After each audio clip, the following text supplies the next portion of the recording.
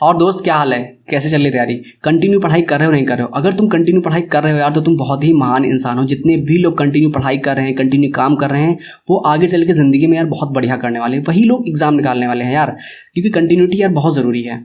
तो इसी बात के साथ हम अगली क्लास स्टार्ट करने जा रहे हैं। यह है हमारी साइंस की क्लास 2, जिसमें हम लोग पढ़ने जा रहे हैं गति या मोशन। देखिए, गति टॉपिक बहुत ही ज़्यादा इंपॉर्टेंट है, क्योंकि सुपर टेट 2 बार हुआ है, दोनों में एक एक क्वेश्चन गति टॉपिक से आया हुआ है। अगर हम बात करें सीटेट की, अगर सीटेट में आपने जूनियर में साइंस ले रखा है तो आपके लिए बहुत ज़्यादा टॉपिक रहता है, क्योंकि गति के प्रकार में जब हम पढ़ते हैं दोलन गति, उससे हमेशा एक क्वेश्चन आता है, और औसत गति से, औसत चाल से भी एक क्वेश्चन आता है, दूरी समय ग्राफ से भी कई बार क्वेश्चन आए हुए हैं। तो ये बहुत ही इंपॉर्टेंट टॉपिक होने वाला है। तो इसके साथ मैं आपसे कहना चाहता हूं कि ये है मेरा यूट्यूब चैनल टीचरीफाई। आप लोग प्लीज़ सब्सक्राइब करिए, लोगों को वीडियो को शेयर कर दिएगा अगर पसंद आती है। पीडीएफ आप लोग को लास्ट में मिल जाएगी। अब चलिए स्टार्ट करते हैं। थोड़ा दिमाग लगा के, थोड़ा ध्यान दे के पढ़ाई करेंगे और बहुत ही ज़्यादा मज़ा आने वाला है, क्योंकि लास्ट में हम लोग न्यूमेरिकल भी करने वाले हैं। न्यूमेरिकल करेंगे, क्वेश्चन भी कुछ करेंगे। ओके, चलो अब स्टार्ट करते हैं। तो गति के बारे में कुछ और पढ़ने से पहले ये समझ लेते हैं गति है क्या। मान लेते हैं किसी ए पोजीशन पे आपका घर है और किसी बी पोजीशन पे आपका कॉलेज है। आपको घर से कॉलेज जाने में 1 घंटे का टाइम लगता है। तो अगर आप 8 बजे घर से चलेंगे तो कॉलेज कितनी देर पहुंच जाएंगे? भाई 9 बजे पहुंच जाएंगे ना, सीधी सी बात है। यानी कि 8 से टाइम 9 हो गया और आपकी पोजीशन भी ए से बी हो गई। इसका मतलब है कि यदि टाइम बदल रहा है तो इसका मतलब है साथ में आपकी पोजीशन भी बदल रही है ना। यानी कि समय के साथ साथ स्थिति में भी परिवर्तन हो रहा है। और जब ऐसा होगा तो आप, इसका मतलब यही है कि आप गति अवस्था में हैं, आप गति कर रहे हैं। या ऐसा तो नहीं है कि यार यहाँ से आप गायब हो गए और बीच पहुँच गए, ऐसा तो नहीं है ना। चल के ही जाएंगे तो इसका मतलब क्या है, एक मोशन ही होगा। सही बात है ना। टाइम के साथ आपकी स्थिति में परिवर्तन ही गति होता है। समझ में आ गया? अच्छा, एक कंडीशन और हो सकती है कि मान ले आप 8 बजे घर पे थे, 8 बजे आप घर पे थे, अब 9 बज गया और अभी भी आप घर पे हैं, तो इसका मतलब क्या हो? 8 बजे घर पे थे, ए पोजीशन पे थे, और 9 बजे भी आप अपनी ही पोजीशन पे थे। टाइम बदल गया बट आपकी स्थिति नहीं बदली। अब क्या हुआ? इसका मतलब है कि आप कहीं गए ही नहीं, आप विराम कर रहे थे, आप रेस्ट कर रहे थे घर पे। तब अगर टाइम बदल रहा हो, यानी टाइम के साथ आपकी स्थिति में कोई परिवर्तन ना हो, तो आप किस अवस्था में है? विराम अवस्था में है। आ गया समझ में? चलिए अब हम बात करेंगे गति के प्रकार के बारे में। देखिए, गति के कई प्रकार हैं, यहाँ पे हम काफ़ी कुछ के बारे में बात कर लेंगे। पहले इनका नाम देख लेते हैं। तो पहला क्या है? सरल रेखीय गति, दूसरा है यादृच्छिक गति, तीसरा है ब्राउनी गति, चौथा है वृत्तीय गति, घूर्णन गति, आवर्ती गति, दोलन या कंपन गति। तो सबसे पहले हम लोग पढ़ेंगे सरल रेखीय गति के बारे में। सरल रेखीय गति कह सकते हैं या इसको हम कह सकते हैं लीनियर मोशन। जैसा कि नाम से आपको समझ में आ रहा होगा कि सरल रेखीय की बात कर रहा है, यानी रेखा की बात हो रही है। अब रेखा कैसी होती है भाई? सीधी होती है, सिंपल सी बात है। तो यानी कि ऐसी गति जो एक सीधी रेखा में हो, है ना। यानी कोई वस्तु यहाँ पे थी और बिल्कुल सीधी निकल जाए, तो ये कौन सी गति कर रही है? सरल रेखीय गति है। यानी उसका पथ कैसा होगा? एक सरल रेखा होगा। सिंपल सी बात है। एक एग्जांपल देख लेते हैं। सड़क पर वाहनों की गति। भाई सड़क क्या है? जो सीधी सड़क है यहाँ पे, है ना, बिल्कुल सीधी सड़क है, और इस सीधी सड़क पे कार कैसे जाएगी? भाई सीधी जाएंगी, जितने भी वाहन जाएंगे वो बिल्कुल सीधे ही जाएंगे ना। तो इसका मतलब क्या है? वो सरल रेखीय गति कर रहे हैं। एरोप्लेन की गति आप लोगों ने देखी होगी, एरोप्लेन ऐसे बिल्कुल सीधे चलता है ना। तो एरोप्लेन की गति क्या है? एक सरल रेखीय गति है। उसका पथ कैसा होता है? सरल रेखा होता है। और रेलगाड़ी की बात कर लो, रेलगाड़ी भी सीधे ही चलती है। तो इसका मतलब क्या है? अब समझ में आ गया होगा ना यार, उस सरल रेखीय गति क्या होती है। अच्छा, अब हम लोग बात करेंगे यादृच्छिक गति के बारे में। अब आगे पेज पे चलते हैं। देखिए, यादृच्छिक का मतलब क्या है? यादृच्छिक को हम लोग इंग्लिश में रैंडम भी कहते हैं या रैंडम मोशन कह सकते हो। यादृच्छिक का मतलब होता है अचानक से, यानी ऐसी गति जो अचानक हो जाए। तो इसका मतलब यही हो गया कि हमें पता ही नहीं है किधर जा रहे हैं, कब जा रहे हैं, है ना, कोई कुछ फिक्स ही नहीं है। तो ऐसी गति हमारी रैंडम मोशन हो सकती है। यानी कि ना ही कोई निश्चित पथ है उसमें और ना ही कोई निश्चित दिशा है। कभी ऐसे चल रहे हैं, कभी कहीं भी जा रहे हैं, है ना। एक एग्जांपल से देखने की कोशिश करते हैं। जैसे फुटबॉल के मैदान में खिलाड़ी की गति। अब फुटबॉल के मैदान आप लोगों ने देखा ही होगा, ऑब्वियस सी बात है। तो देखा होगा कि बॉल जहाँ जा रही है, जितने भी खिलाड़ी हैं बस पीछे भागे जा रहे हैं। तो इसी किसी एक खिलाड़ी के आप मूवमेंट देखिए, पहले कभी वो इधर जाएगा, फिर कभी वो गोल घूम के ऐसे जाएगा, फिर वापस आएगा, फिर कहीं कहीं, फिर ऐसे घूमता रहता है वो। तो उसकी गति कैसे, कोई फिक्स है क्या, कोई डायरेक्शन फिक्स है क्या, कोई पथ है निश्चित उसका, नहीं है। तो ऐसी गति क्या होगी हमारी, यादृच्छिक गति होगी या रैंडम मोशन होगी। ऐसे ही एक और गति है, बिल्कुल बहुत ही कॉमन है, मक्खी की गति। मक्खी आप लोगों ने देखी, जो घरेलू मक्खी होती है, वो सिंपल सी बात है, कभी यहाँ बैठ रही है, कभी यहाँ, कभी यहाँ, कभी यहाँ, कहीं भी जा रही है, किसी ऊपर नीचे कहीं भी घूम रही है। तो उसका भी कोई निश्चित पथ नहीं है, ना ही उसकी कोई दिशा है, कहीं भी जहां मन कर रहा है वहां जा रही। तो वो क्या है, एक रैंडम मोशन कर रही है ना। क्लियर। अब हम लोग पढ़ेंगे ब्राउनी गति के बारे में। देखिए, जो ब्राउनी गति होती है एक तरह की यादृच्छिक गति या रैंडम मोशन ही होता है, क्योंकि दोनों में गति एक ही जैसी होती है, बस थोड़ा सा अंतर होता है। देखिए, इसको उदाहरण से देखने की कोशिश करते हैं। जैसे वायु में धूल कणों की गति, हमेशा आप लोग को पता है कि वायु में कहीं ना कहीं कुछ धूल के कण जरूर मिले होते हैं। देखिए, अगर गैस होती हैं वो तो एक मिक्सचर बना लेती हैं, लेकिन क्या धूल के कण वायु में ऐसे मिल जाते हैं क्या, नहीं, वो अलग ही उसमें धूल में अलग ही गति करते रहते हैं, है ना। मान लीजिए कि कोई एक कण यहाँ पे है और दूसरा कण कैसे गति करता है। देखो, मान लो यहाँ पे पहला कण है, अब इसमें कोई दूसरा कण आके टक्कर मारता है, तो पहला कण कहाँ जाएगा भाई, ये कहीं और चला जाएगा। अभी यहाँ पे आ गया मान लो, अब इसमें कोई तीसरा कण आके यहाँ पे टक्कर मार देता है, तो ये इधर भाग जाएगा। तो ये जब इस प्रकार की गति होती है तो इसको क्या बोलते हैं, ब्राउनी गति कहते हैं। ये गति किस में होती है, ये गति होती है हमारी द्रव और गैसों में होती है। और इसका नाम ब्राउनियन गति कैसे पड़ा है, इसलिए पड़ा क्योंकि सबसे पहले इस गति को डिफाइन किया था रॉबर्ट ब्राउन ने, है ना।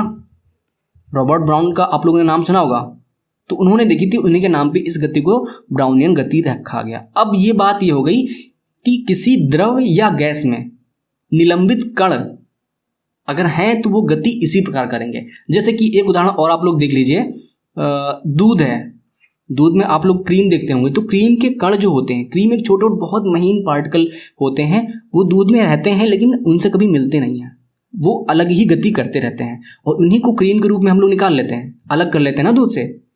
तो जो उनकी गति होती है वो कैसी गति होती है, ब्राउनी गति होती है ना। तो वो क्या होती है, ब्राउनी गति एक तरह से यादृच्छिक गति ही होती है। आ गया समझ में। अब अगले प्रकार की जो गति है वो है हमारी वृत्तीय गति या सर्कुलर मोशन। जैसे कि सरल रेखीय गति में आपने एक आइडिया लगा लिया था कि जो गति हो रही थी वो एक सरल रेखा या सीधी रेखा में हो रही थी, तो वैसे यहाँ पे भी तो आइडिया लगा सकते हैं ना हम लोग यार, कि जो गति हो रही होगी कहीं ना कहीं एक वृत्त में हो रही होगी, है ना। बिल्कुल सही बात है।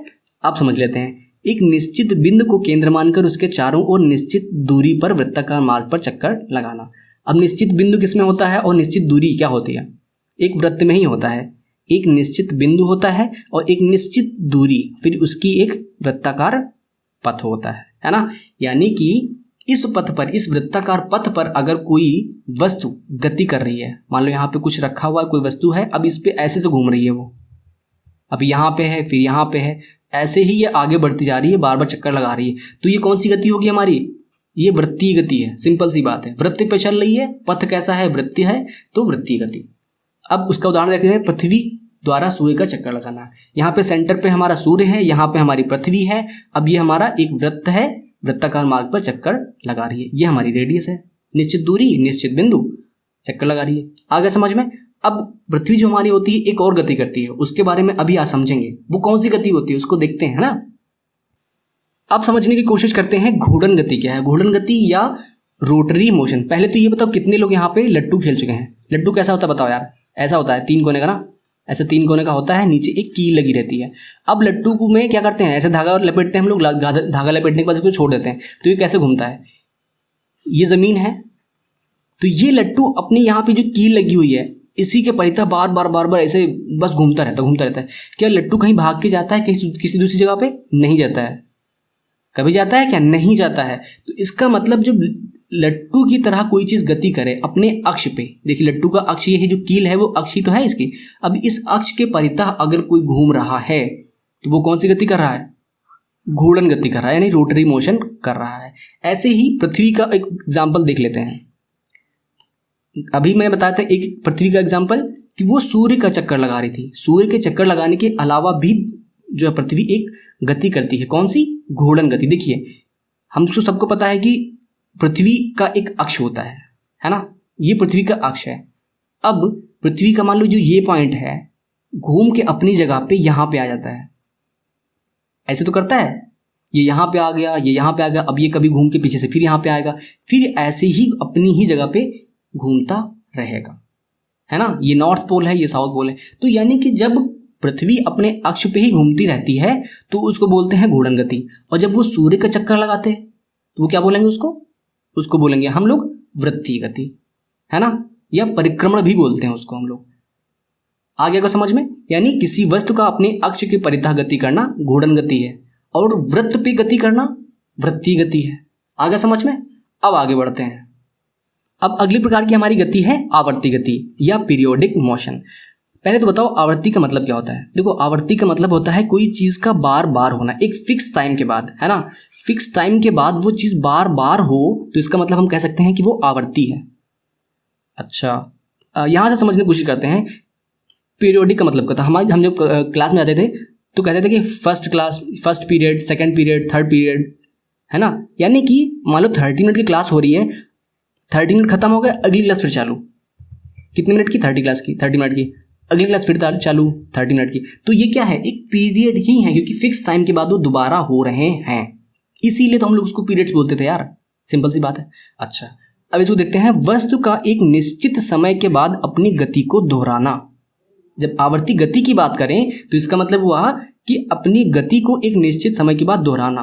अब इसमें गति किसी भी प्रकार की हो, गति किसी भी प्रकार की हो इससे नहीं मतलब है, बट गति को दोहराना जरूरी है। इसमें दोहराना ज्यादा जरूरी है, ध्यान रखिएगा। अभी आगे और समझाते हैं। अब एक एग्जांपल देख लेते हैं। घड़ी की सुइयों की गति। मान लेते हैं आपकी मिनट की सुई यहाँ पे है, यहाँ पे आपकी मिनट की सुई है। अब 60 मिनट के बाद ये कहाँ पे होगी? घड़ी चल रही है तो भाई 60 मिनट के बाद फिर से वापस आके यहीं पे आ जाएगी ना यार। सिंपल सी बात है, 60 मिनट में ही एक पूरा चक्कर लगा देती है ना। तो यही चीज़ होगी ना। अब अगले 60 मिनट में फिर यहाँ चक्कर लगा देगी, फिर अगले 60 मिनट में एक घंटे में 60 मिनट में एक चक्कर लग जाएगा। तो उसका आवर्तकाल क्या होगा? एक तरीके से 60 मिनट हो गया, यानी 60 मिनट में एक चक्कर वो पूरा कर देती है। अब इस प्रकार की जो गतियाँ होंगी, है ना, वो सभी हमारी आवर्ती गतियाँ होंगी। अब यहाँ पे देख लेते हैं एक और उदाहरण। पृथ्वी द्वारा सूर्य के चक्कर लगाना। मैंने अभी बताया था आपको कि पृथ्वी जब सूर्य का चक्कर लगाती है तो कौन सी गति होती है? बताओ, वृत्तीय गति मैंने बताया था।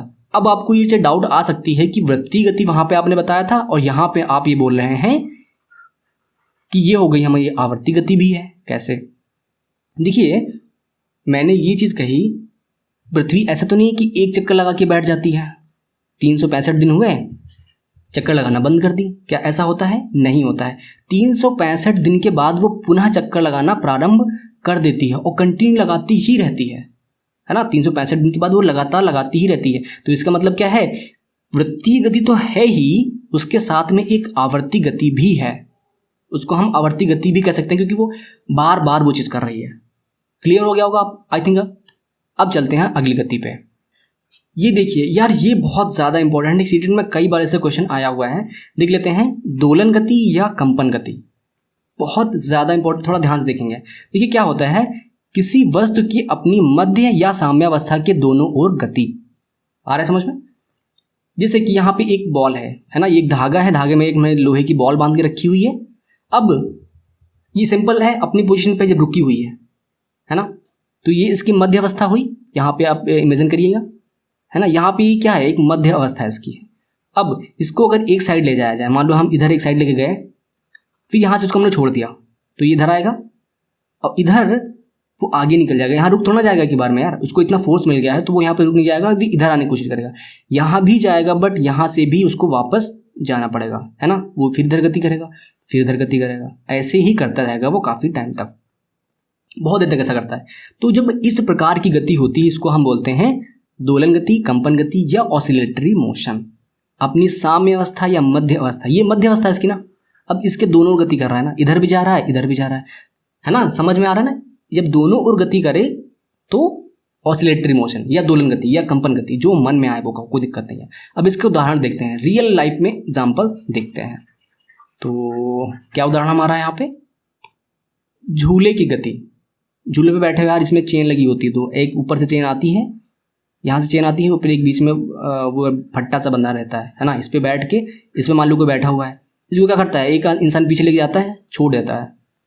भाई छोड़ेगा तो वो किधर जाएगा, वो आगे जाएगा, फिर वो ऐसे ऐसे ऐसे ऐसे करता रहता है। तो झूले की इस प्रकार की जो गति होती है उसको क्या कहते हैं, वो दोलन गति है। इसके अलावा एक और एग्जाम्पल है, दीवाल घड़ी के पेंडुलम की गति। दीवाल घड़ी का पेंडुलम भी ऐसे होता है ना। वहाँ पे ये मान लो एक पेंडुलम लगा, वो इधर इधर इधर इधर बस कंटिन्यू चल रहा है। अब ये जो सेटअप था हमारा, यहाँ पे मैंने क्या बताया, सरल लोलक की गति, ये पेपर में पूछ लेता है इसको।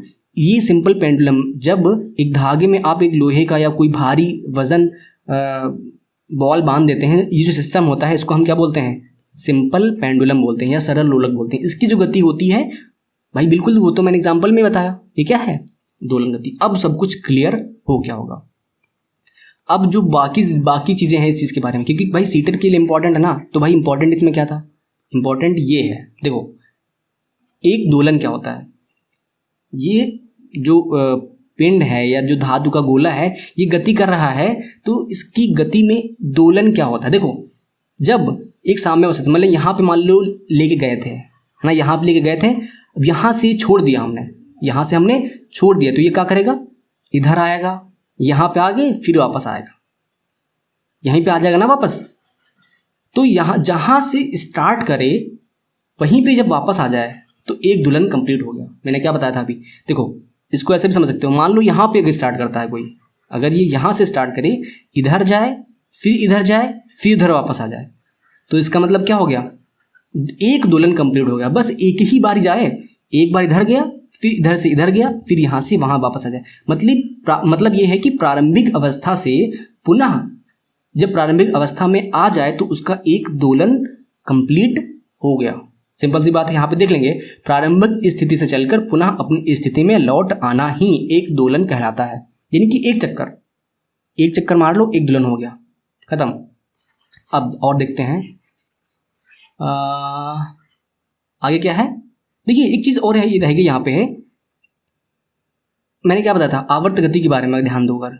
आवर्त गति को मैंने बताया था कि यदि कोई गति बार बार रिपीट कर रही है, मैंने क्या बताया था, गति इस यहाँ पे बॉब, ये यहाँ पे था, इसको बॉब भी बोलते हैं इंग्लिश में, यहाँ से यहाँ गया, एक ही बार में क्या रुक जाएगा कि नहीं रुकेगा एक बार में, ये फिर से यहाँ से भी आके फिर से गति करेगा। तो ये क्या अपनी गति को बार बार रिपीट तो कर रहा है ना यार। जब रिपीटिशन की बात होती है तो वो क्या होती है, एक आवर्त गति होती है। जो दोलन गति है एक प्रकार की आवर्त गति भी है और दोलन गति भी है, ध्यान दीजिएगा इस चीज़ को। आगे समझ में काफ़ी इंपॉर्टेंट है यार, तो बहुत ज़्यादा मैं डिटेल में बताने की कोशिश कर रहा हूँ। अब आएंगे इस पर न्यूमेरिकल क्या होते हैं। अब देखो आवर्तकाल क्या होता है, यही से न्यूमेरिकल आता है। आवर्तकाल क्या होता है, यानी कि एक दोलन, मैंने बताया था प्रारंभिक स्थिति से गति करके पुनः अपनी स्थिति में आ जाए तो एक दोलन हो जाता है।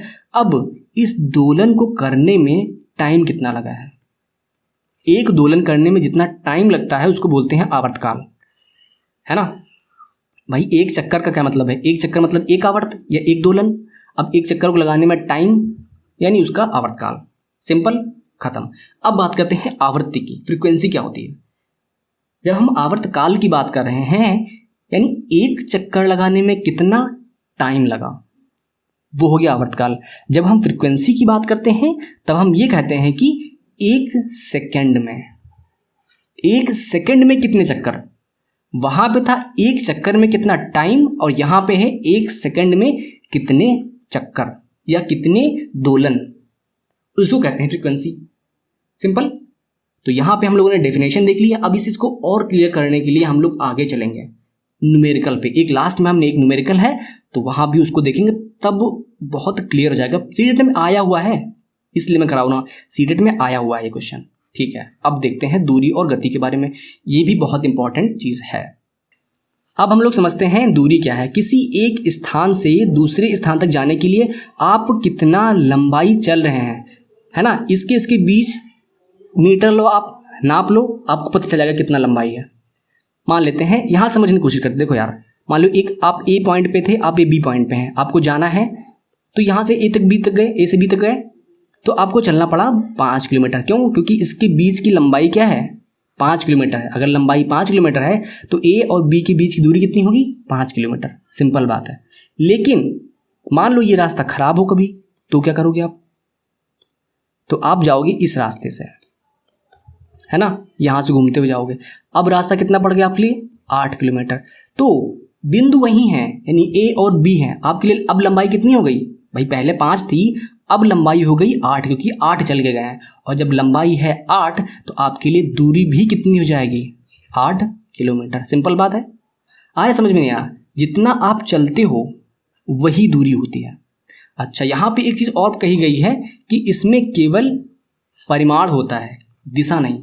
मान लो आपसे कोई तीसरा इंसान आए, मैं उससे ये कहूँ कि ए और बी के बीच की दूरी कितनी है, ए और बी के बीच की दूरी कितनी है, तो वो क्या कहेगा भाई, कोई भी बता सकता है। ये भी बोल सकता है भाई 5 किलोमीटर है ये रास्ता, लेकिन जब खराब होता है तो आपके लिए 8 किलोमीटर पड़ेगा, यही बोलता है ना। हमको ये नहीं बोलेगा कि आपको ए से बी तक जाने के लिए इधर जाना पड़ेगा, उधर जाना पड़ेगा, पूरब जाओ, पश्चिम जाओ, दक्षिण जाओ, उत्तर जाओ। कुछ बोलता है क्या? ना तो बी से ए के लिए बोलेगा, नहीं, हमने केवल दूरी पूछी है, तो वो केवल बीच की लंबाई बता रहा है। और लंबाई को हम क्या बोलते हैं, किलोमीटर, मीटर, सेंटीमीटर, ऐसे तो बोलते हैं। यानी इसमें कोई भी दिशा नहीं है, सिंपल सी बात है। क्लियर है? अभी और क्लियर होगा आगे विस्थापन से। अब देखते हैं विस्थापन क्या है। देखिए, आपको ए से बी तक जाना है, आपके पास बहुत से रास्ते हैं, यहाँ से गए, मन करे तो आप यहाँ से घूम के जाओ, कोई दिक्कत नहीं है।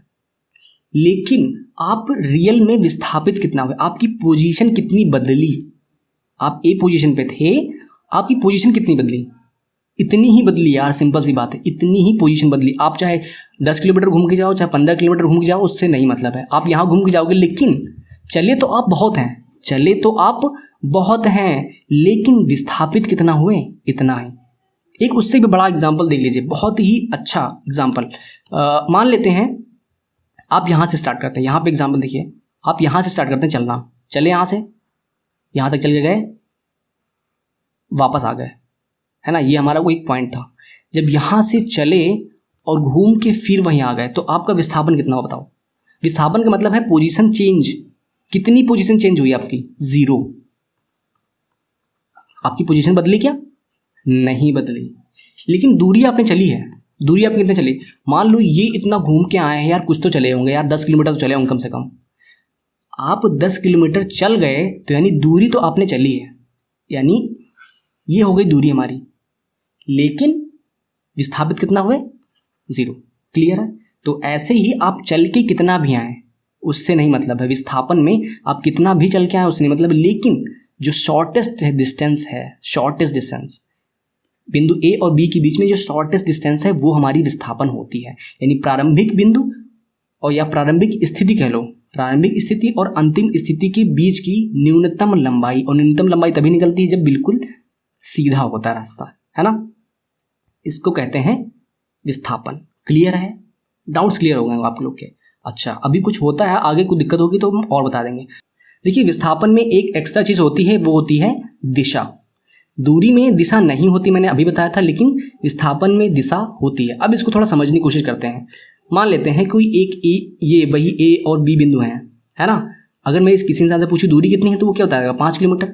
भाई अगर ये इस रास्ते से वो रोज जाता है तो वो क्या कहेगा, भाई वो चाहे ए से बी तक के नापे, चाहे बी से ए तक नापे, दूरी तो 5 किलोमीटर रहेगी ना।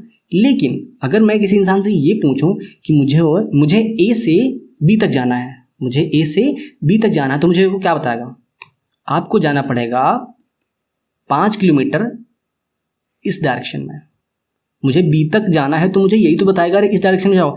अगर ये बोल दे कि आपको 5 किलोमीटर जाना पड़ेगा तो मैं किधर जाऊँगा, भाई यहाँ पे हूँ तो किधर भी जा सकता हूँ यार मैं। लेकिन अगर किधर भी जाऊँगा तो क्या मैं पहुँच जाऊँगा बी पे, नहीं पहुँच पाऊँगा। तो उसको डायरेक्शन भी बतानी पड़ेगी, समझ रहे हैं आप लोग। यानी ए से बी तक जाना है तो उसे मुझे डायरेक्शन भी बतानी होगी। और ये डायरेक्शन कौन सी लग रही है आपको, ये उत्तर, ये पूरब, यानी 5 किलोमीटर उत्तर पूर्व आप जब जाएंगे तो आप बी पे पहुंच जाएंगे। तो ये हो गई हमारी विस्थापन की बात, है ना। विस्थापन क्या होता है, प्रारंभिक और अंतिम बिंदु के बीच की न्यूनतम लंबाई, और ये न्यूनतम लंबाई है। मैंने विस्थापन के बारे में बता दिया था ना कि एक इंसान से चल के अगर घूम के वहीं पे आ जाए तो हमारा विस्थापन 0 हो जाता है, लेकिन दूरी 0 नहीं होती है। आई थिंक समझ में आ गया होगा। तो यहाँ पे एक सेंटेंस दिया हुआ है, दूरी और विस्थापन के बारे में थोड़ा समझ लेते हैं, बहुत अच्छा है। यदि दूरी 0 है तो विस्थापन निश्चित ही 0 होगा। दूरी 0 होने का मतलब ये है कि हम कुछ चले ही नहीं ना, सिंपल सी बात है। अगर कुछ चले होते तो कुछ दूरी होती, लेकिन हम चले ही नहीं हैं, तभी तो दूरी शून्य है। तो यानी जब दूरी शून्य है तो क्या हम अपनी जगह से थोड़ा सा हिले? नहीं हिले, तो इसका मतलब विस्थापन तो वैसे ही शून्य हो गया। सिंपल सी बात है, स्थिति में कोई परिवर्तन नहीं हुआ है ना, इसलिए विस्थापन 0 हो गया। अच्छा, ये तो आधी बात। अब अगली बात कर लेते हैं। परंतु यदि विस्थापन शून्य है, विस्थापन 0 होने का मतलब ये हुआ, 2 कंडीशन होगी। या तो आप चल के अपनी पोजीशन पे वापस आ गए, तब उस कंडीशन में हमारा 0 हो सकता है विस्थापन। या तो एक कंडीशन ये हो सकती है कि आप चले ही नहीं, है ना। तो यानी अगर विस्थापन शून्य है तो इस कंडीशन में 2 चीज़ें हो सकती हैं। तो दूरी शून्य नहीं भी हो सकती है और दूरी शून्य हो भी सकती है। जब चले ही नहीं तो दूरी तो वैसे भी शून्य है, लेकिन जब घूम के वापस आ गए तो दूरी तो आप चल ही दिए ना। तो इसका मतलब ये हुआ कि यदि विस्थापन शून्य है तो दूरी शून्य हो भी सकती है और नहीं भी। क्लियर है? अगर नहीं समझ में आए तो एक बार रिपीट करके देख लीजिएगा, समझ में आ जाएगा। अब देखते हैं हम लोग चाल और वेग क्या है। काफ़ी लोग को लगता है कि चाल और वेग एक ही चीज़ है, लेकिन ये दोनों ही बिल्कुल ही डिफरेंट चीज़ें हैं, है ना। तो इस अंतर को समझते हैं हम लोग। तो आप ये बताओ, किसने किसने देखा है कि ट्रक के पीछे लिखा होता है मैक्सिमम स्पीड बराबर 40 किलोमीटर प्रति घंटा? सबने देखा होगा, है ना। तो ये किसकी बात कर रहा होता है? मैक्स स्पीड यानी चाल की बात कर रहा होता है, यानी वो 40 किलोमीटर प्रति घंटे की स्पीड से चलता है। अब इसको चाल को और समझते हैं, है ना। मतलब ये है कि दिए गए टाइम में, है ना, किसी टाइम में वो कितना किलोमीटर चलता है, कितनी दूरी तय करता है। आ रहे समझ में ना? दिए गए समय में वो कितनी दूरी तय करता है, उसको कहते हैं हम चाल। अगर हम इसको 40 किलोमीटर प्रति घंटा को समझने की कोशिश करें, 40 किलोमीटर प्रति घंटा, प्रति घंटा मतलब 1 घंटे कह सकते हो, यानी 1 घंटे में वो 40 किलोमीटर चल जाता है। तो ये हो गई उसकी चाल। ऐसे समझो, अगर मैं ऐसे कह दूं कि यही ट्रक अब 2 घंटे में कितना चल जाएगा? 2 घंटे में कितना चल जाएगा भाई? जब 1 घंटे में चल रहा है 40, तो 2 घंटे में चल जाएगा 80 किलोमीटर चल जाएगा। क्लियर है? अच्छा, एक चीज़ और कहने इसमें केवल परिमाण होता है। परिमाण कैसे? देखिए, कभी भी आपने इस ट्रक के पीछे ये लिखा नहीं देखा होगा कि 40 किलोमीटर पूरब। अरे भाई, ट्रक है, वो सामान ढो रहा है, किधर भी जाएगा। आज पूरब जा रहा है, कल पश्चिम जा रहा है, कल दक्षिण जाएगा, है नहीं। तो इसमें कभी भी दिशा की बात नहीं कर रही कि किधर जा रहा है। लेकिन वेग में हम ये चीज़ कहते हैं, उसको आगे समझेंगे। तो फॉर्मूला क्या था यार? फॉर्मूला देख लो, फॉर्मूला तो रहा जा रहा है। नहीं, इसको छोड़ना नहीं है। देखो क्या कहने का मतलब था मैंने, दिए गए टाइम में चली गई दूरी, यानी वस्तु द्वारा तय की गई दूरी यानी डिस्टेंस अपॉन दूरी को तय करने में लगा समय यानी टी। यानी टी टाइम में डी डिस्टेंस कवर कर लेगी, तो उसको हम कह देंगे चाल। क्लियर है? अब देख लेते हैं वेग क्या है। देखिए, जैसे चाल संबंधित थी हमारी दूरी से, वैसे ही जो वेग है ये हमारे संबंधित है किससे? विस्थापन से। भाई, विस्थापन का क्या मतलब है यार? ए से बी तक गए, कुछ ना कुछ शॉर्टेस्ट डिस्टेंस जो है, डिस्टेंस तो है ही ना यार, डिस्टेंस तो है ही। तो ये शॉर्टेस्ट डिस्टेंस पूरा करने में उसको कुछ टाइम भी लगा होगा, है ना। बाकी चीज़ें सेम हैं, बट केवल यहाँ पे हम दूरी रखते हैं और यहाँ पे हम विस्थापन रखते हैं, बाकी चीज़ें सेम है। देखो यहाँ पे, तो यहाँ पे विस्थापन भी क्या थी? किलोमीटर या मीटर में नापोगे आप, और टाइम तो आप घंटे या सेकंड में, मिनट में नापोगे। बस इतना अंतर। यहाँ पे ऊपर दूरी रख दो, नीचे टाइम, उस दूरी को कंप्लीट करने में कितना टाइम, और यहाँ पे जो विस्थापन है, जो शॉर्टेस्ट डिस्टेंस है 2 बिंदु के बीच में, और नीचे समय। बस हो गया। एक चीज़ और है, देखिए, विस्थापन में दिशा होती है, लेकिन दूरी में दिशा नहीं होती है। जब दूरी में दिशा नहीं है तो इसमें चाल में कहाँ से आ जाएगी भाई? टाइम में तो दिशा होती नहीं है, टाइम में दिशा तो होती नहीं है, तो दूरी में भी नहीं है, तो चाल में भी नहीं होगी ना। सिंपल सी बात है। तो चाल में भी दिशा नहीं होगी ना, लेकिन विस्थापन में दिशा होती है। जब विस्थापन में दिशा है तो इसकी वजह से वेग में भी दिशा हो जाएगी। क्लियर है? यानी कि चाल हमारी एक अदिश राशि है और दूरी भी एक अदिश राशि है। भाई, दूरी में दिशा नहीं तो अदिश हो गई, चाल में भी दिशा नहीं तो ये भी अदिश हो गई। और दूसरी बात समझो, विस्थापन हमारी सदिश राशि है, क्योंकि विस्थापन में दिशा है। जब विस्थापन में दिशा है तो वेग भी एक हमारी सदिश राशि हो जाएगी। क्लियर है? विस्थापन की वजह से, है ना। तो अब ये कहते हैं जब हम विस्थापन की बात करें तो हमको ये बोलना पड़ेगा कि 40 किलोमीटर प्रति घंटा पूरब की ओर, है ना भाई। अगर ट्रक को मान लो एक सामान यहाँ से यहाँ ढोना है और इस ए पॉइंट से बी तक ही जाना है मान लो, तो हमको ये बोलना पड़ेगा ना कि आपको इतनी स्पीड से जाना चाहिए, तो टाइम पे पहुंच जाओगे। क्या बोलना पड़ेगा? 40 किलोमीटर प्रति घंटा पूरब की ओर आप जाओ। मान लो ये पूरब है तो क्या बोलेंगे? 40 किलोमीटर प्रति घंटा पूरब की ओर जाएंगे तब आप बी पे पहुंच पाएंगे। ये इस स्पीड से जाना पड़ेगा। क्लियर है ना चीज़ें? ठीक है, आई थिंक क्लियर हो गया होगा। नहीं होगा तो आप कमेंट सेक्शन में बताना, मैं फिर इसको समझा दूंगा अगली क्लास में, है ना।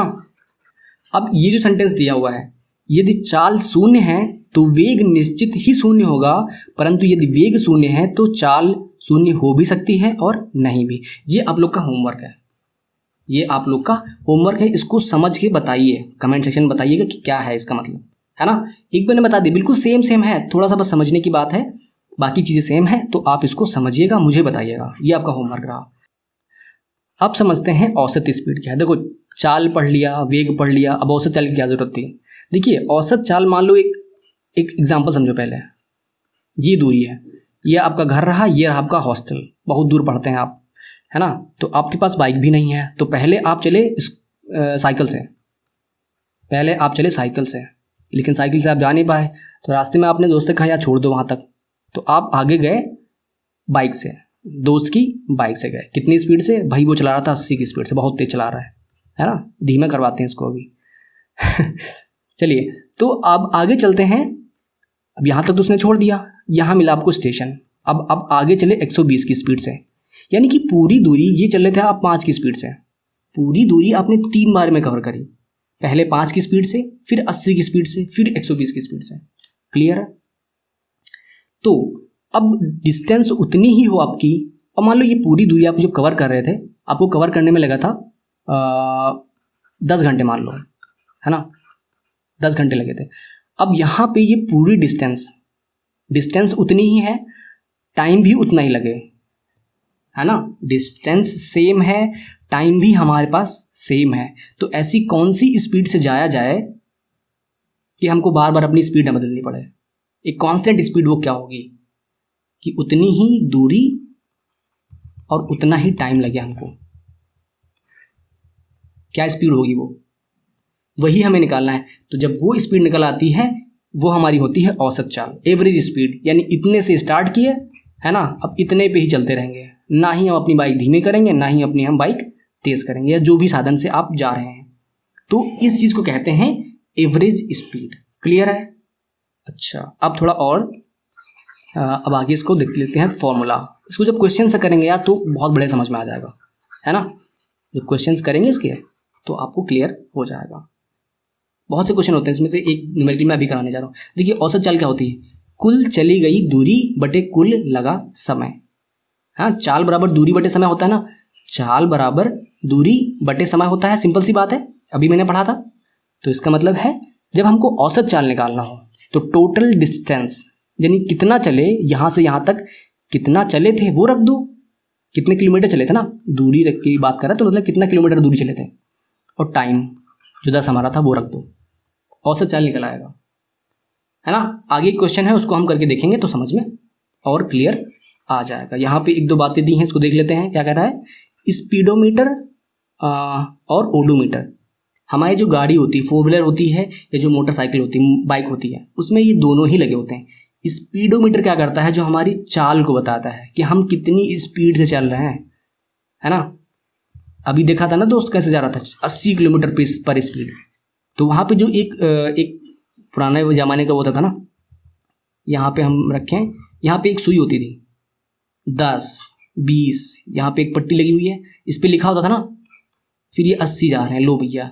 तो ये जो चीज़ें हैं जो हम देखते हैं 40 किलोमीटर, 50 किलोमीटर, 80 किलोमीटर, 90 किलोमीटर, तो ये क्या करता है? स्पीड बताता है। तो इसको हम लोग बोलते हैं क्या? स्पीडोमीटर। सिंपल बात। अब एक नई चीज़ है जो काफ़ी लोग को नहीं पता होगी, ओडोमीटर। ओडोमीटर क्या होता है? ये भी मीटर हमारी गाड़ी में लगा होता है।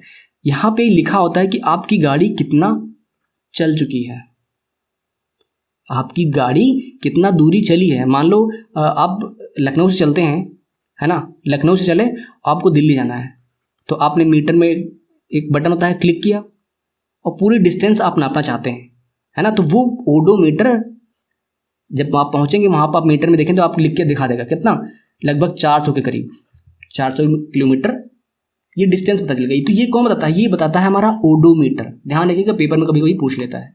तो ये दोनों ही अलग अलग चीज़ें हैं। स्पीड की बात करें तो स्पीडोमीटर है, और बाकी जब चली गई दूरी की बात करें तो वो ओडोमीटर होता है। क्लियर है, सिंपल बात है। अब चलते हैं आगे। अब ये आया टॉपिक बहुत ही मज़ेदार। देखिए, गति का दूरी समय ग्राफ सीटेट वालों के लिए बहुत ज़रूरी है यार। ये कई बार इसका क्वेश्चन आया है सीटेट में, तो थोड़ा उसको समझने की कोशिश करते हैं, है ना। और देखो, दूरी समय ग्राफ क्या हुआ, हमको सबको पता है चाल बराबर दूरी बटे समय होता है ना। तो जब हम दूरी और समय के बीच में ग्राफ बनाए, कोई वस्तु गतिमान है या रुकी हुई है, कैसी भी है ना, तो उसके लिए जब हम दूरी और समय के बीच में ग्राफ बनाते हैं तो उसी को बोलते हैं दूरी समय ग्राफ। तो इस वस्तु के लिए हमने यहाँ पे 3 ग्राफ बना रखे हैं। सबसे पहले हम इसको बीच वाले को समझेंगे, है ना, इसको। तो यहाँ पे ये एक्स एक्सिस हमारी है, ये हमारी वाई एक्सिस है। वाई एक्सिस पे हमारा दूरी है और एक्स पे हमारा टाइम है, और ये हमारे बीच में ग्राफ बना हुआ है। अब इसको समझते हैं। यानी कि अगर ग्राफ हमारा इधर बढ़ रहा है तो इसका मतलब टाइम चेंज हो रहा है, और अगर जहाँ से हमारा ग्राफ स्टार्ट हो रहा है, अगर ये ऊपर जा रहा है तो दूरी बढ़ रही है, अगर ये नीचे जा रहा है तो दूरी घट रही है। सीधी सी बात है। तो अब इसको समझ लेते हैं। यहाँ पे क्या है, ये इधर बढ़ रहा है, ग्राफ यहाँ से स्टार्ट हुआ, इधर बढ़ रहा है, तो मतलब क्या हुआ भाई, टाइम तो चेंज हो रहा है ना यार। सिंपल सी बात है, टाइम चेंज हो रहा है। लेकिन क्या ये ऊपर जा रहा है, नहीं जा रहा है। क्या ये नीचे जा रहा है, कहीं ऊपर नीचे कहीं कुछ हो रहा है, नहीं हो रहा है। तो मैंने स्टार्टिंग में ही आप लोगों को बताया था कि अगर टाइम के साथ में दूरी भी चेंज होती है, दूरी अगर चेंज हो रही है तो इसका मतलब क्या है, वो गतिमान है। जब टाइम बढ़ता चला जाए लेकिन आप ना ही आगे बढ़ो ना ही पीछे जाओ, कहीं जाओ ही ना, मतलब विराम अवस्था में हो, तो ये जो सीधी लाइन है वो यही शो कर रही है कि आप विराम अवस्था में। तो ध्यान दो, जब भी कभी कोई लाइन टाइम के पैरेलल है, जो लाइन है जहाँ पे जो लाइन बनाई गई है वो क्या है, समय एक्सिस, यानी एक्स एक्सिस के, समय एक्सिस बोलेंगे मेनली, क्योंकि हम तो चाहे जहाँ भी दिखा सकते हैं ना समय को। तो समय एक्सिस के अगर पैरेलल है तो वो वस्तु विराम अवस्था में होगी। ठीक है, क्लियर है ये बात। अच्छा, अब चलते हैं इधर वाले पे। इसमें देख ले क्या है, इस वाले ग्राफ में देखो, यहाँ पे भी समय है, यहाँ पे भी दूरी है। मैंने क्या बताया था कि अगर ये इधर बढ़ रहा है तो समय चेंज हो रहा है, अगर ये ऊपर जा रहा है तो दूरी बदल रही है। तो यहाँ पे स्टार्टिंग पॉइंट क्या है, ये है। तो इधर बढ़ रहा है ना, तो मतलब टाइम तो चेंज हो ही रहा है। बिल्कुल सही बात है। इधर देखते हैं, दूरी बदल रही है, बिल्कुल बदल रही है यार, ये भी तो ऊपर जा रहा है यहाँ पे देखो, तो इसका मतलब दूरी भी बदल रही है। तो इसका मतलब तो ये हुआ कि वस्तु गतिमान है ना। जब भाई समय के साथ दूरी भी बदले तो इसका मतलब वस्तु तो गतिमान है ही। क्लियर है। यहाँ पे देखो, इस वाले में 3rd नंबर पे, यहाँ टाइम है, यहाँ दूरी है, यहाँ भी भाई टाइम आगे बढ़ रहा है ना, ये इधर जा रहा है, तो इसका मतलब ये टाइम भी चेंज हो रहा है। अभी यहाँ पे है, यहाँ पे है, यहाँ देखो ना, टाइम चेंज हो रहा है। यहाँ पे भी देखो दूरी क्या है, यहाँ भी चेंज हो रही है, बिल्कुल, है ना। अभी यहाँ पे थी, यहाँ पे थी, यहाँ पे थी, तो ये भी गतिमान है। लेकिन दोनों डिफरेंस क्या है, देखो, अगर इसको मैं छोटे छोटे पार्ट्स में डिवाइड करूँ, बराबर बराबर पार्ट्स में, है ना, इस तरीके से, तो यहाँ पे भी कर लेता हूँ मैं। तो अगर ये 1 मिनट में दिखाऊं, ये 1 मिनट था, ये 2 मिनट है, ये 3 मिनट है, ये 4 मिनट है, ये 5 मिनट है। यहाँ पे भी ये मैं आपको दिखाऊं, ये 10 मीटर है, यहाँ पे ये टोटल 10 के खाने में काट रखे हैं, 10, 20, 30, 40, 50 हो जाएगा। मतलब 1 मिनट में ये कितना चल रहा है, 10 मीटर। अगले 2 मिनट में कितना चल जाएगा, 20 मीटर। अगले 3 मिनट में कितना चल जाएगा, 30 किलोमीटर। सिंपल बात है। तो मतलब स्पीड क्या है, कांस्टेंट है ना, यानी सीधी रेखा जब भी आपको दिखे, है ना, सिंपल बात है, जब भी आपको सीधी रेखा दिखे तो इसका मतलब है चाल क्या है, एक समान है। चाल क्या है, एक समान है। यहाँ पे देख लो यार, यहाँ पे क्या चेंज क्या है इसमें, यहाँ पे क्या था कि अगला, अगर अब यहाँ पे आप खाने काटो, एक यहाँ पे काटा हमने, एक यहाँ पे काटा, ऐसे करके देखो, है ना। ये भी 1-1 मिनट के हैं, ये भी हमारे 1 मिनट के हैं। पहला 1 है, 2 है, 3 है, 4 है, 5 है, 6 है, 7 है, 8 है ना। अब यहाँ पे कट करो, ये यहाँ पे मिलाया हमने, यहाँ पे, यहाँ पे, यहाँ पे, यहाँ पे, यहाँ पे, और ये सीधे यहाँ से यहाँ पहुँच गया। देखो आ रहा समझ में ना कि पहले जो हमारी डिस्टेंस थी वो आराम से बढ़ रही थी, है ना। पहले 5 तक बड़े आराम से बढ़ी, ये 5 मिनट तक बड़े आराम से बढ़ी, लेकिन अगले ही जब 5 मिनट में इतना ही बढ़ पाई, अब यहाँ पे क्या था, अगले 2 मिनट में, यानी टोटल 7 मिनट में ये एकदम से यहाँ पहुँच गया। ऐसा कैसे हो गया? ऐसा कैसे हो गया? ऐसा तभी हो सकता है कि जब वस्तु की जो गति है ना, जो चाल है वो बढ़ रहा हो, उसका वेग बढ़ रहा हो, है ना। टाइम के अकॉर्डिंग, टाइम तो उसी स्पीड चलेगा भाई, टाइम तो बदल नहीं लोगे, लेकिन उसकी स्पीड बदल सकते हो। तो पहले बड़े आराम आराम चल रही थी, फिर एकदम से भाग गई। तो इसका मतलब क्या है, जब इस तरीके से गति करे, बिल्कुल ऐसे भाग जाए, तो इसका मतलब क्या है, जो गतिमान तो मैंने पहले ही प्रूव कर दिया था कि गतिमान तो है ही, लेकिन ये इसका वेग, जो इसकी स्पीड है वो बहुत तेजी से बढ़ रही है, उसका वेग बढ़ रहा है। यहाँ आप अपना 40 पे चल रहे थे, 2 किलोमीटर 3 किलोमीटर की स्पीड से चल रहे हैं, चले जा रहे हैं उतनी ही स्पीड से, है ना। लेकिन यहाँ पे क्या होता है, आजकल के लड़के ऐसे चलाते हैं, पहले स्पीड में 10 की चलाई, 20 की चलाई, फिर 80 पहुँच के सीधे। और पापा लोग ऐसे चलाते हैं 40 की स्पीड से चल रहे हैं बढ़िया आराम से। तो पापा लोग चलाते हैं एक समान स्पीड से और लड़के चलाते हैं बढ़ते हुए वेग से, ऐसे। क्लियर है? देखो यार थोड़ा सा गंदा हो गया है, लेकिन चीज़ें समझाने के लिए करनी पड़ती हैं यार, है ना। अब चलते हैं आगे। देखो अब हमारा चैप्टर अभी चैप्टर नहीं, जितना आज पढ़ाना था ये क्लास मेरी खत्म हो गई है। अब क्वेश्चंस करते हैं, सिंपल है ना। देखो पहले में क्या था, पहला क्वेश्चन देखते हैं। घड़ी के पेंडुलम की गति उदाहरण है किस चीज़ का? भाई क्या बताया था मैंने, घड़ी का पेंडुलम ऐसे से करता है, ऐसे से कौन करता है? अरे यार नहीं आया, दोलन गति यार, सिंपल बात है, देखने की जरूरत ही नहीं है। देखिए गति तो है नहीं, घूर्णन तो कहीं हो नहीं रहा है, वृत्तीय गति तो हो नहीं रही है, दोलन गति है, सिंपल सी बात है। क्लियर? चलो अगले क्वेश्चन देखते हैं। चाल का एसआई मात्रक क्या होता है? मैंने पढ़ाया क्या? नहीं पढ़ाया। देखिए चाल का एसआई मात्रक जो होता है ना, जो अंतर्राष्ट्रीय मात्रक होता है वो होता है मीटर प्रति सेकेंड। ध्यान रखिएगा किलोमीटर नहीं होता है, मीटर प्रति सेकेंड होता है, क्योंकि इंटरनेशनल पे जब हम बात करते हैं तो हम मीटर में बात करते हैं, है ना। एमकेएस पद्धति में मीटर, एमकेएस में क्या होता है, metre, MKS metre kilo second, है ना। तो मीटर प्रति सेकेंड हमारी इंटरनेशनल यूनिट होगी। क्लियर है? तो कहाँ गया हमारा मीटर प्रति सेकेंड, सेकेंड ऑप्शन। ध्यान दीजिएगा। तो यार क्वेश्चन करना भी जरूरी है, ऐसा नहीं है कि आप उसमें पढ़ रहे हैं तो वहाँ पे आपका वो काम चल जाएगा, यहाँ से पढ़ना जरूरी है। देखो थर्ड क्वेश्चन की बात करते हैं। कुम्हार की चाक में गति होती है, किस तरह की गति होती है? यार कुम्हार का चाक देखा नहीं देखा? नीचे एक पिन लगी रहती है, ऐसे करके ट्रायंगल से रखा रहता है। अब ये उसका चाक है ना, वो घुमाता है इसको। तो ये क्या है, इस चाक के परितः ये घूमता रहता ना, ये एक धुरी के, ये धुरी मान लो ना इसकी, यार धुरी तो होती है, सिंपल सी बात है। तो जब धुरी पे कोई चीज़ ऐसे रोटेट करे तो उसकी गति कैसी होगी यार बताओ? घूर्णन गति। सिंपल यहाँ पे क्या आएगा? घूर्णन गति होती है। क्लियर है? अच्छा आ रहा है समझ नहीं आ रहा है? आप लोग बताओ यार, अगर आ रहा है तो प्लीज़ चैनल को सब्सक्राइब कर दो अभी और वीडियो शेयर करो। आगे जो क्लासेस आएंगी ना, टाइम लग जाता है ना, क्योंकि पूरा अपने आप से मैंने लिखा हुआ है, लेकिन बहुत बढ़िया है, मज़ा बहुत आया। चलिए अगला क्वेश्चन क्या है। किसी वस्तु की गति का दूरी समय ग्राफ समय के समांतर है तो वस्तु है। मैंने क्या बताया था? दूरी समय ग्राफ समय के समांतर, अभी बताया था यार जस्ट। ये देखो समय दूरी समय के समांतर है। अब ये जो ग्राफ हमें बनाना था, ये समय है इधर एक्स एक्सिस पे, तो एक्स के समांतर बना दो। तो इसका मतलब क्या है, दूरी तो घट बढ़ रही नहीं है, तो इसका मतलब है वो विरामावस्था में है। सिंपल सी बात है। तो ये क्या हो गया, वस्तु विरामावस्था में होगी। ऐसे क्वेश्चन करोगे, सिंपल सिंपल, है ना। क्वेश्चन और टफ होंगे आगे चल के, जब पेपर में आएगा तो थोड़ा टफ होगा। तो आपको वो चीज़ मैंने समझा दी तो कर ही लोगे आप लोग, कोई दिक्कत नहीं है। अच्छा पांचवा, ये तो मैंने बताया था अभी यार, वेग एक राशि है, कैसी है? अदिश है, सदिश है, सदिश अदिश दोनों है, या उपयुक्त में से कोई नहीं। देखो वेग क्या होता है, मैंने बताया था वेग को विस्थापन से रिलेट करो, है ना। वेग को विस्थापन से रिलेट करो, और विस्थापन में दिशा होती है ना यार। क्या बताता है, ए से बी तक पहुंचने के लिए किधर गए? पूरब से पश्चिम गए, पूर्व पश्चिम गए, उत्तर गए, दक्षिण गए, है ना।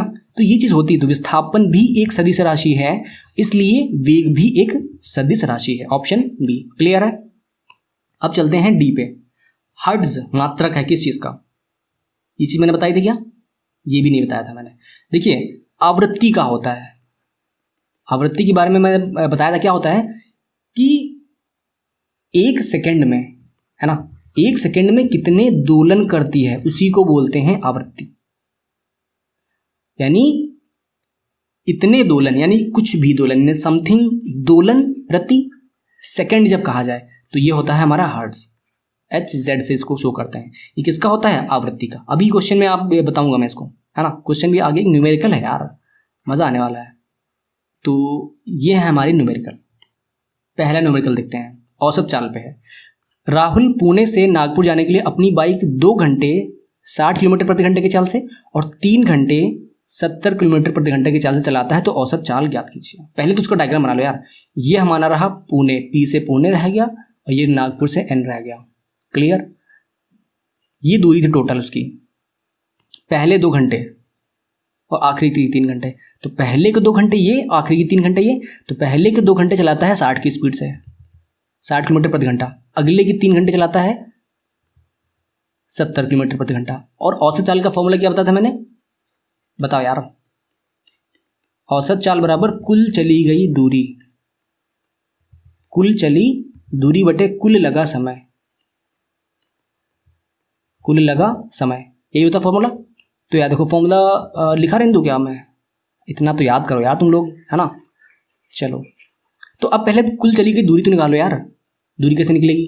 देखिए चाल बराबर दूरी बटे समय सबको पता है, चाल बराबर दूरी बटे समय। तो यहाँ पे हमको चाल भी पता है और दूरी भी पता है। तो दूरी निकालना है हमें, तो क्या करोगे यार? सिंपल सी बात है, समय और चाल की दूरी गुणा कर दो कि भाई समय को इधर लेके जाओगे ना यार, तो हमारा डिस्टेंस बराबर हो जाएगा speed into time, speed into time. तो स्पीड और टाइम की गुणा कर दो। तो 6 की 6 दूनी 12, सॉरी 120 यहाँ पे 120। क्या हो गया यार ये? तो क्या क्या था ना यहाँ पे 120। यानी जो पहली ए से यहाँ तक जाने में कितना चला? 120 किलोमीटर।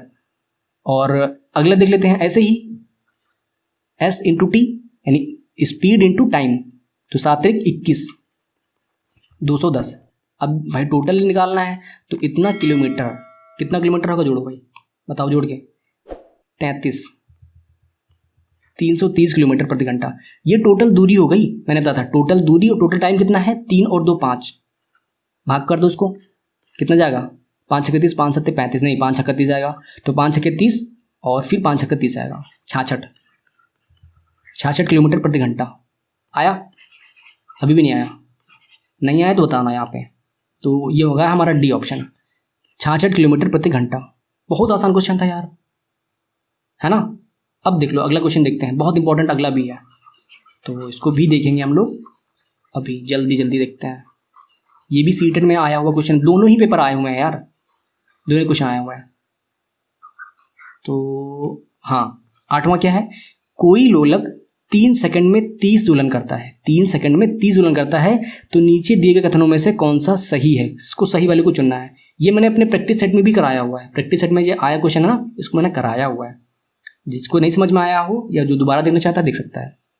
देखो क्या है कि टाइम कितना है? 3 सेकंड, कितने दोलन करता है? 30। और यहाँ पे किस किसी चीज़ की बात हुई है? आवर्तकाल की बात हुई है और आवृत्ति की बात हुई है। तो आप ये बताओ आवृत्ति क्या होता है? अभी यार मैंने 3 बार बता दिया। आवृत्ति होता है कितने दोलन 1 सेकंड में करती है। तो यानी जब 3 सेकंड में करती है 30 दोलन, तो यार सिंपल सी बता यार, 1 सेकंड में कितने करेगी? 1 सेकंड में कितने दोलन करेगी यार? 10 करेगी। सिंपल सी बात है, एक एक नियम लगा के भी कर सकते थे, है ना। 30/3, 30 दोलन प्रति 3 सेकंड में। तो 3 से डिवाइड कर दो इसको 10। तो इसका मतलब क्या हो गया? 10 दोलन प्रति सेकंड। और 10 दोलन प्रति सेकंड क्या होता है? यानी दोलन प्रति सेकंड मैंने अभी बताया था यार, क्या होता है? हर्ट्ज होता है ना। हर्ट्ज होता है आवृत्ति। यानी आवृत्ति कितनी आ गई हमारी? 10 हर्ट्ज। कोई यहाँ ऑप्शन देखो, ये तो आवर्तकाल है, 10 हर्ट्ज वाला कोई ऑप्शन है? देखो बी वाला ऑप्शन है, यही ऑप्शन सही होगा। देख लो अभी आवर्तकाल निकालना है, वो भी निकाल लो यहाँ से। देखो कैसे निकलेगा। एक चीज़ और थी यार वहाँ बताना, मैं भूल गया था। टी और एफ के बीच में एक रिलेशन होती है। अगर आवर्तकाल बराबर 1/f ऐसा होता है ना, अगर आपको आवृत्ति पता है तो उसका उल्टा कर दो, टी निकल आएगा। अगर टाइम आवर्तकाल पता है तो फिर उसका भाई ऐसे कर लो ना, टी इक्वल टू 1/f तो f इक्वल टू 1/t भी तो हो जाएगा यार, सिंपल सी बात है ना। तो यहाँ से f निकल आएगा। अगर f निकाल लिया है आपने पहले तो बाद में t निकल आएगा। तो हमने पहले f निकाल लिया है, फ्रीक्वेंसी f है ना, तो t निकालना है हमको, इस फॉर्मूले रखना पड़ेगा। तो पहला फॉर्मूला निकाल लो यहाँ से, t equal to 1/f, f बराबर 10। अब इसको क्या कर सकते हो, इसको क्या हो जाएगा 0.1 यार, t इक्वल टू 0.1 यहाँ पे हो जाएगा। तो 0.1 आवर्तकाल, 0.1 सेकेंड आवर्तकाल मैंने बताया था ना, टाइम है ना, सेकंड में निकलेगा, सीधी सी बात है। तो ये हमारा ऑप्शन हो गया बी, आवर्तकाल हमारा हो जाएगा 0.1 सेकेंड और आवृत्ति हो जाएगी 10 हर्ट्ज। क्लियर है, बहुत बढ़िया, बहुत मज़ा आया यार। और ये हमारी क्लास हो गई है ख़त्म। बहुत ही मज़ेदार क्लास थी और मैंने तो बहुत एंजॉय किया। आप लोगों ने क्या किया बताओ, समझ में आया नहीं आया? देखो यार, ये है मेरा यूट्यूब चैनल टीचरीफाई। मैंने कहीं भी बीच में आपसे नहीं कहा है कि चैनल सब्सक्राइब करो, एक बार कहा था सॉरी। तो प्लीज़ आप लोग इसको सब्सक्राइब कर देगा, टीचरीफाई, TEACHERIFY। और थैंक यू, आप लोग मेरे से कनेक्टेड रहे, है ना। तो आपको मज़ा आया नहीं आया बताओ यार, समझ में आया नहीं आया, कहाँ पे इम्प्रूव करने की ज़रूरत है, ये सब चीज़ें आप बताओ मुझे, इम्प्रूव करूँगा यार मैं। नेक्स्ट क्लास में लेके आऊँगा, तो मैं चाहता हूँ कि जो भी कमियाँ हैं वो नेक्स्ट टाइम ख़त्म हो जाए। तो ये हमारी क्लास 2 थी साइंस की। और यार चलो, चैनल सब्सक्राइब करना, बस पढ़ते रहो यार, कंटिन्यूटी रखो। मैंने स्टार्टिंग में ही कहा था, कंटिन्यू जो रखेगा वही भोगाली इंसान है। अगर आप हो कंटिन्यूटी कर रहे हो तो आप भी भोगाली इंसान हो, नहीं हो तो बनने की कोशिश करो यार, है ना। चलिए बाय।